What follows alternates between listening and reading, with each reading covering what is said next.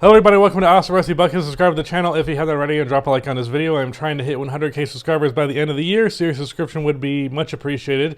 There's no way in hell I'm going to achieve that milestone because I've been far too lazy on this channel for far too long, but you can still subscribe. Also drop a like, helps the video do better, all that. But this is Hot Takes, and it's a day late because I suck at life. Let's get into it. The Cavaliers will make and win the NBA Finals.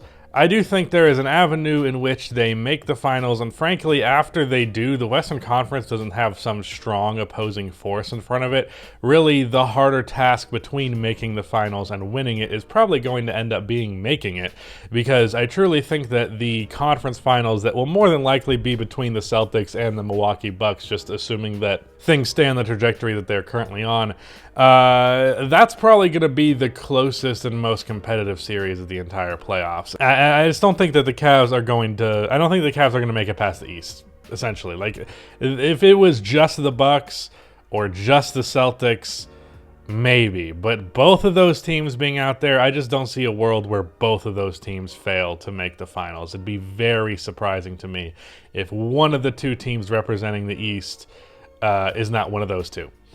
One of the two teams. If the team representing the East is not one of those two. That's what I meant. The Celtics will have one of the most dominant playoff runs in league history.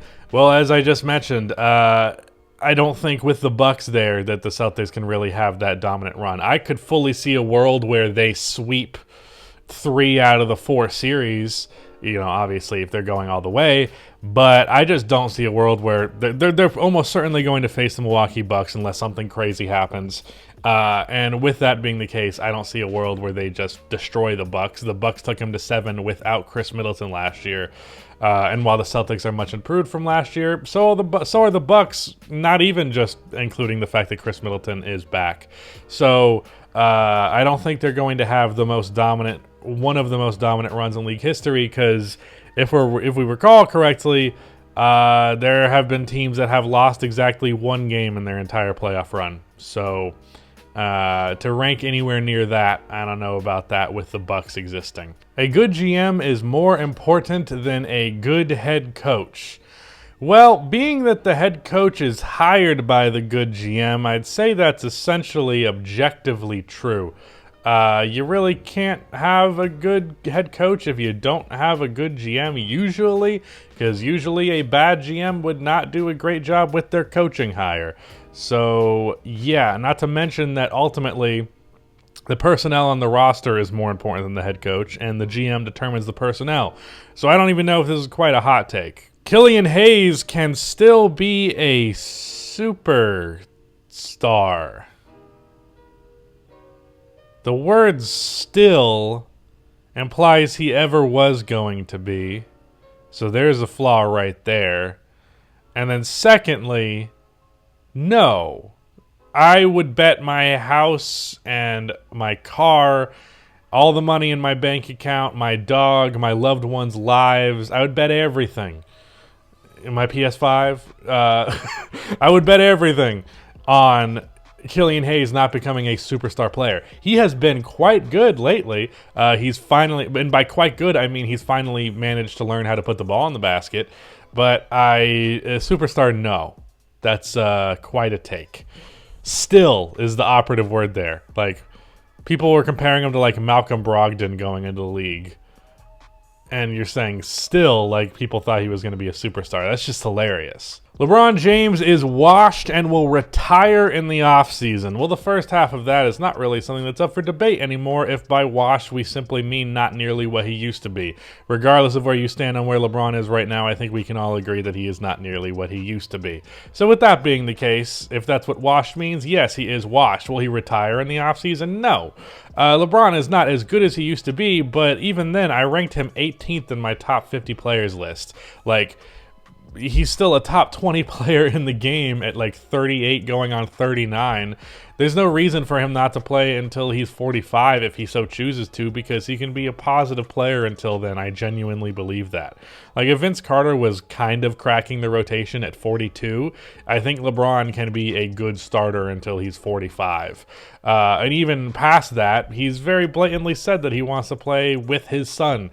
And I believe his son will be in the league after this following year. I think he's in the draft class after this one.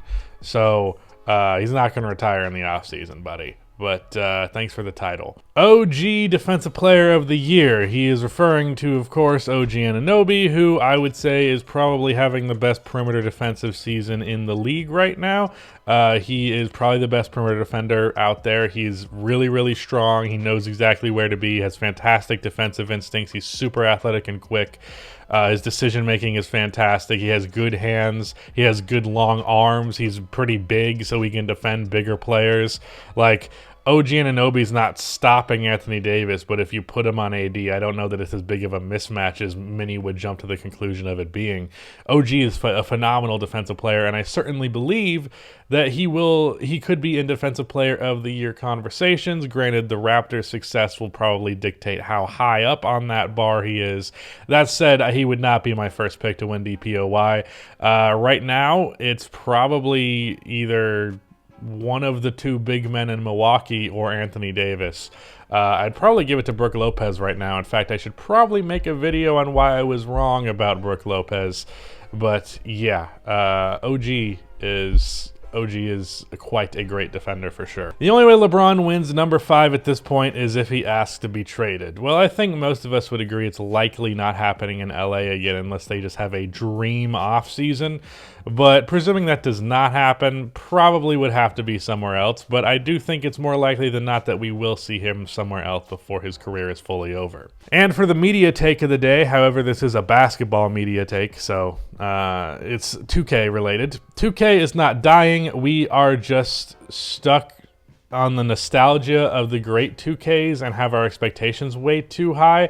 I don't think it's fair to say that we have our expectations too high because there have been great 2Ks before. If you've delivered a standard of excellence, you're kind of expected to live up to that standard for as long as you possibly can. I think the reason why everyone hates 2K so much more now than they used to is the corporatization of it. Like the blatant business practices, the microtransactions are the obvious things, but like another thing as well, especially because 2K used to have competition, the attention to detail was so significant in those earlier games that it was genuinely very impressive. It felt as though everyone behind the game was passionate about creating the game. But now it feels like they put shit through an algorithm and they're like, okay, this is how the game should be. And they don't pay attention to details. They pay full attention to what makes profit. And as long as that margin has been met, they really don't care. And they're very deliberate and obvious in the fact that they do not care. So, you know, for example, tell me if you've experienced this, because I know I've experienced it 100 times. You're having a good game, and let's say you've hit a couple of mid-range shots with a player. A stat comes up. It says mid-range points. 9.